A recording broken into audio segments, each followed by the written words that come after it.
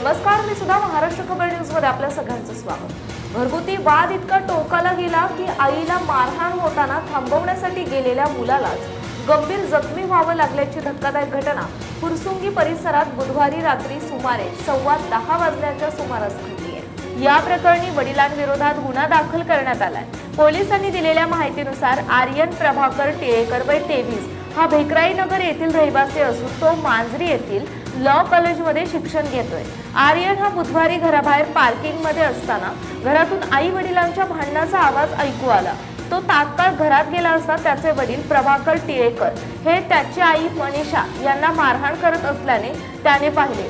हे भांडण सोडवण्यासाठी आर्यन मध्ये पडला, मात्र संतापाच्या भरात वडिलांनी किचन मधील लोखंडी तवा त्याच्या डोक्यात मारला। या हल्ल्यात आर्यनच्या डोक्याला गंभीर दुखापत झाली असून त्यातून रक्तस्राव सुरू झाला। त्याला तातडीने ससून रुग्णालयात दाखल करण्यात आले, जिथे डॉक्टरांनी त्याच्या डोक्याला 6 टाके घातले। याशिवाय वडिलांनी शिवीगाळ करत मारून टाकीन अशी धमकीही दिली। उपचारानंतर प्रकृती सुधारल्यावर आर्यनने फुरसुंगी पोलीस ठाण्यात तक्रार दाखल केली। या प्रकरणी पोलिसांनी प्रभाकर टिळेकर वय 54 यांच्या विरोधात भारतीय न्याय संहिता BNS 2023 च्या कलम 118(1), 115(2), 352 आणि 351(2) अंतर्गत गुन्हा नोंदवला आहे।